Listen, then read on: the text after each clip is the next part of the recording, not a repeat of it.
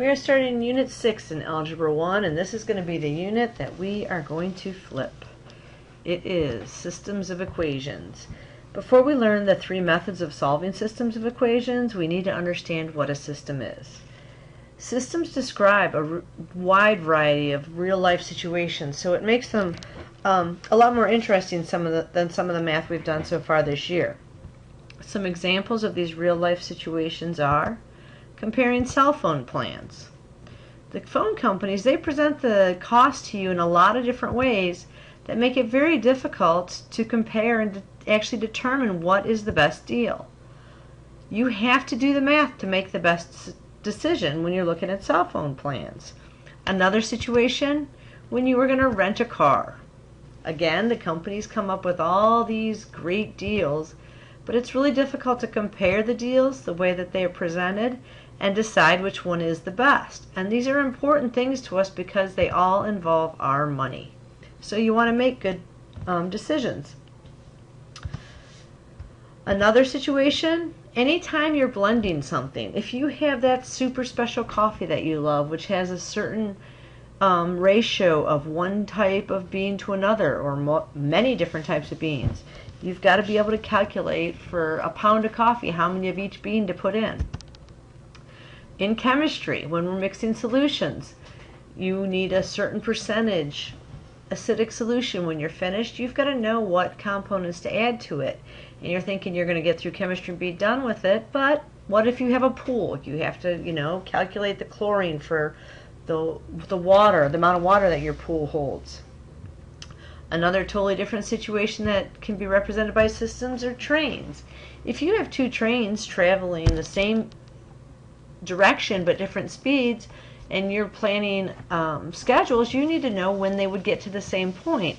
On the other hand, if you have two trains traveling opposite directions, you might want to determine when they would meet. This would be very important for someone in the railroad industry.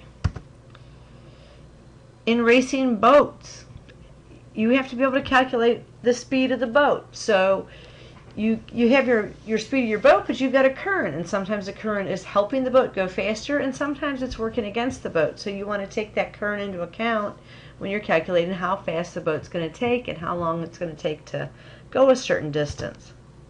And finally, when you have different modes of transportation or different things traveling at different speeds, you want to be able to calculate when they're all going to get together. So if you wanted to figure out when this helicopter is going to catch up to the Border Patrol boat, or you need help, how long is it going to take to get there, you need to be able to figure out when that gap is going to close, and that is what systems do for us.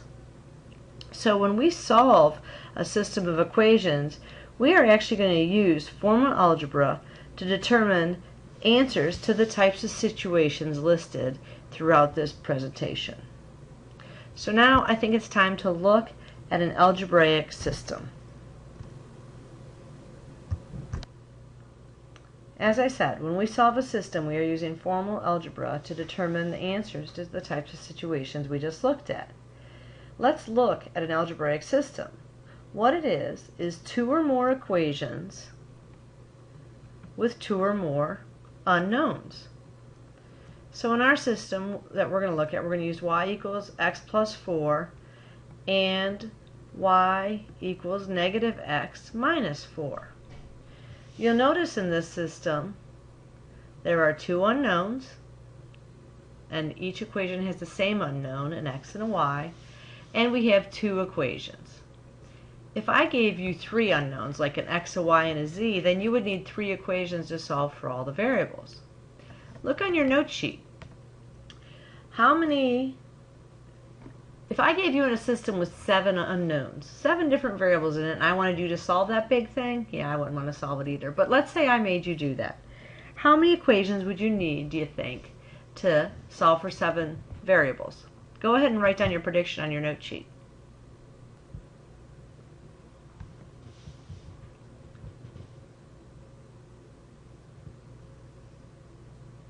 All right. So now that we've talked about how we're going to be dealing with systems with two equations and two unknown variables, let's talk about the solution to a system of equations and what exactly does it mean, or what constitutes a solution to a system of equations. On your note sheet, I want you to describe in your own words when we're finished what the solution to a system of equations is. When we have two unknowns, the solution is any pair of numbers that could be substituted in for x and y and makes the system, both equations in the system, true, or in later cases, all equations in the system true. So when we look at a set of numbers that is the solution to a system of equations, it is any set of numbers that make both or all equations true. Some pairs of numbers might make one equation true, some pairs might make another equation true. There's some pairs of numbers that wouldn't make either equation true. And when I say true, I mean the left value or quantity is equal to or the same as the right. So the solution to a system of equations is a set of numbers that make or satisfy all equations included in the system.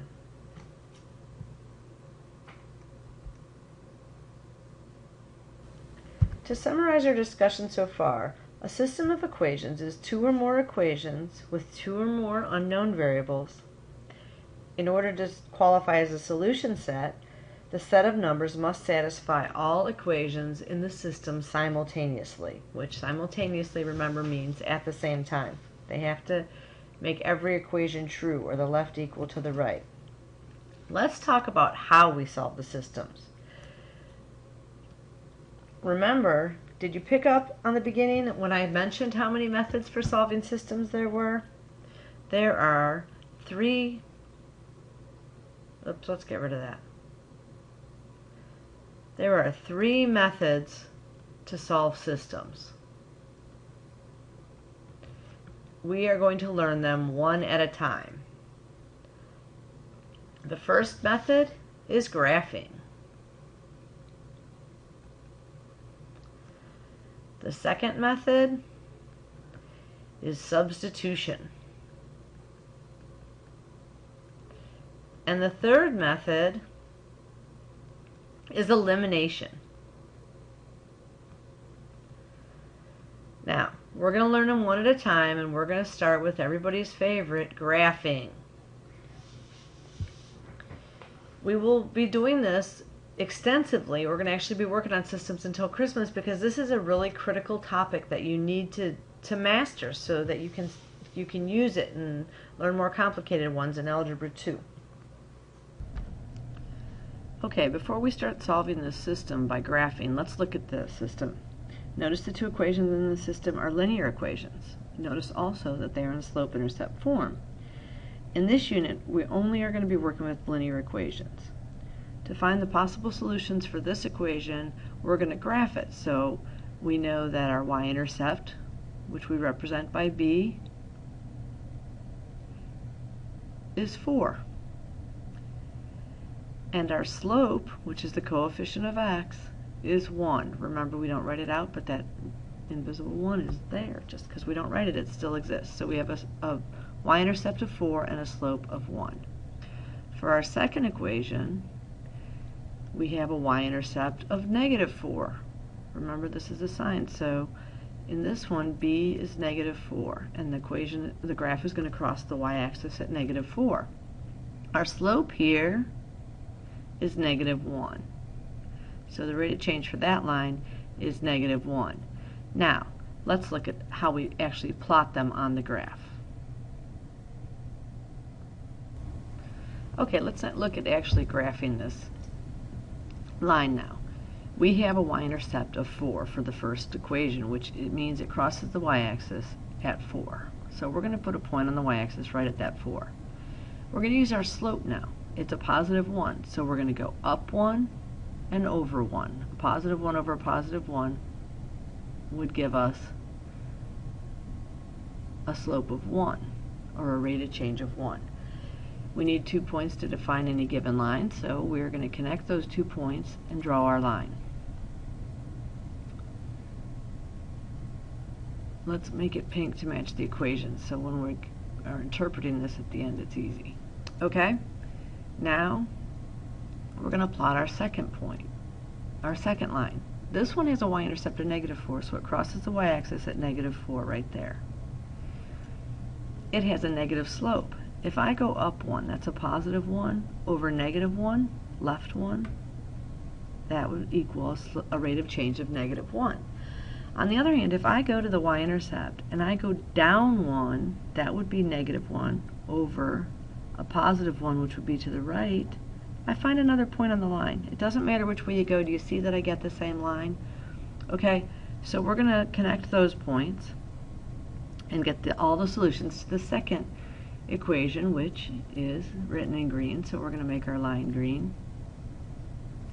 Okay, so now let's look at this system. Every point on the pink line represents a pair of numbers that could be substituted in and make the first equation true. Every point on the second line represents all the ordered pairs that make the second equation true. So the pink equation has infinite solutions, the green equation has infinite solutions. We're going to use this graph to find the solution to the system of equations. That's the ordered pair or ordered pairs that make both equations true. So think to yourself, make a prediction on your note sheet. Do you have any ideas what that solution might be? Okay, did you guess the point -4, 0, or the point of intersection?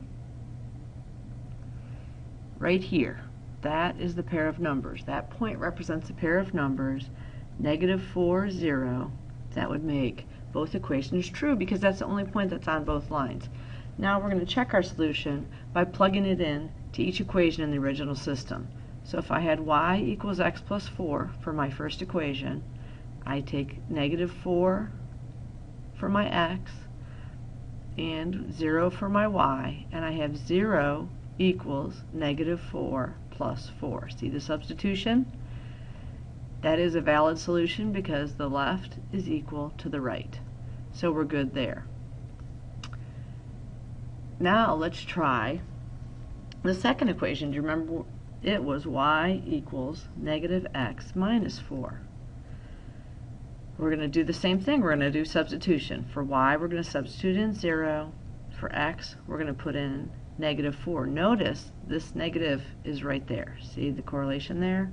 Then I have to substitute in a -4. Remember I told you put parentheses around what you substitute in?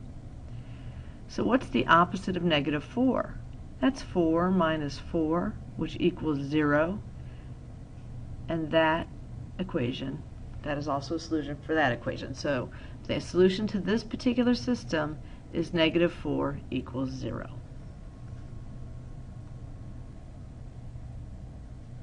All right, let's look at your guided notes. There's a table on the back side, and we're going to work on filling it in because there's various situations that can happen when we're dealing with the systems. You might get a graph where you have your x and y axis and you graph your first line. Not very good at straight lines, am I? And you graph your second line, and they intersect at one place, right here, right? That point of intersection, this one has one solution. Not very neat, but one solution, right? There are some other words we use for that situation, or we'll call them our math vocabulary, and that is these two equations, or this system is consistent. It has an answer or a solution, but it's independent. The lines exist without, one line can exist without the other. So we say independent. And you need to get this on your note sheet. So if you have to pause the video or whatever you need to do, make sure you get this in your notebook because it's important that you learn these words for future math. The second situation, what if we graph the lines and they came out looking like this? Now we have parallel lines, right? And we know that parallel lines never intersect. We have all of the ordered pairs represented by this line, make one equation true.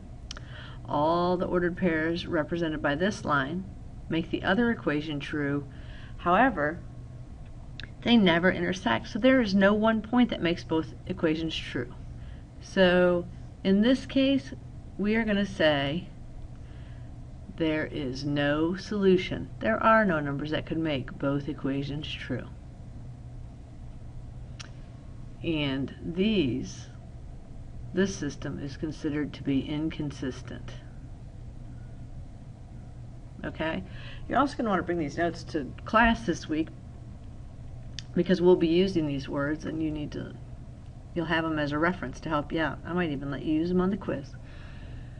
Okay, we have a third solution. If we graph the lines, and here's my first line, I graph it, right? Then I go to graph my second line, and guess what? It comes out to be the exact same line. We say, in this case, every point on the pink line and every point on the blue line are the same points. So the same solutions for both equations. That means there are infinitely many solutions.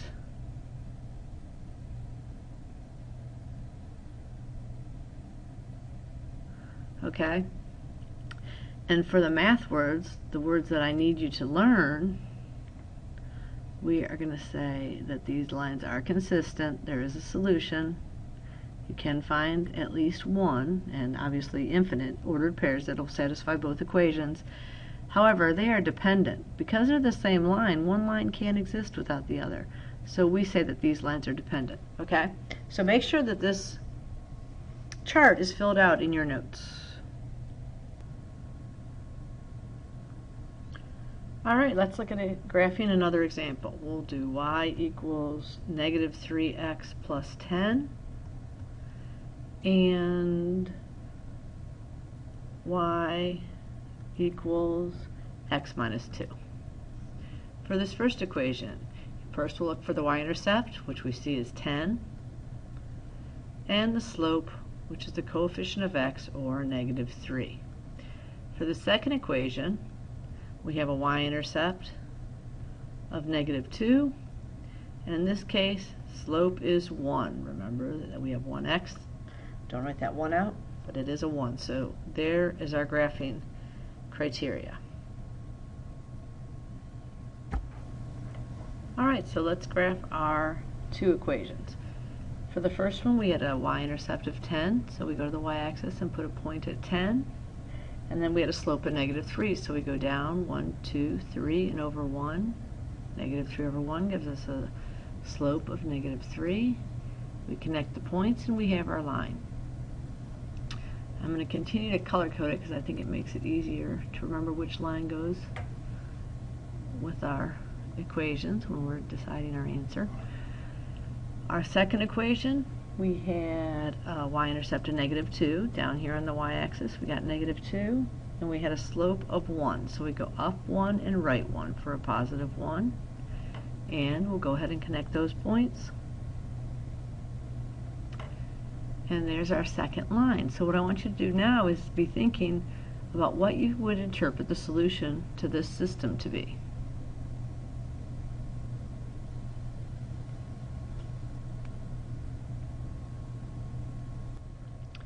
Okay, what did you say the solution was? Did you guess the point of intersection right here, where we have an x of 3 and a y of 1? That, based on this graph, that's what the solution is. But let's check, because we may have made a mistake in the graphing process and we don't want to get something wrong because of a careless error. So the system was y equals negative 3x plus 10. I'm going to take 3 for x and 1 for y and substitute that in. So I have 1 equals negative 3 times positive 3, that's where I'm substituting in for the x, plus 10, giving me 1 is the same as negative 9 plus 10 is 1.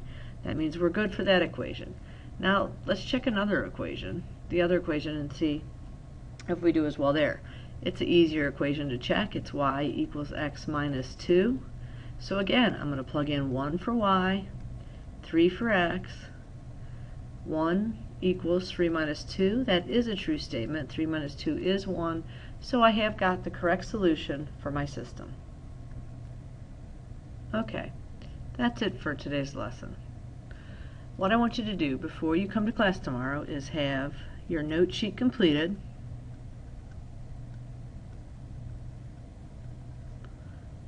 It's important that you bring it with you, because for one thing I'm collecting it for a grade, and for a second thing you're going to use your notes during class to work on some problems. I want you to try the 2 problems at the bottom of the note sheet. I don't expect everyone to get them all answered perfect, but I want you to try 2 problems, that's it. And the most important thing in this is any questions you have, you need to write somewhere on that note sheet. And I don't care where, write them where they make sense to you. But I want you to write your questions on the note sheet, and when you get stuck, if you do get stuck, when you're graphing those last 2 problems, write down where you are stuck, because we can fix it tomorrow in class, and that is the beauty of doing these flipped lessons. So you are going to complete your note sheet.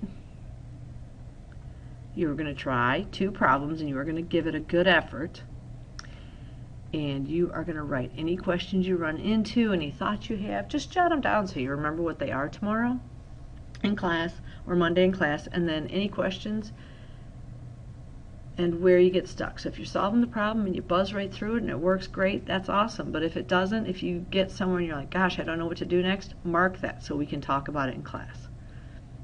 Enjoy the rest of your weekend.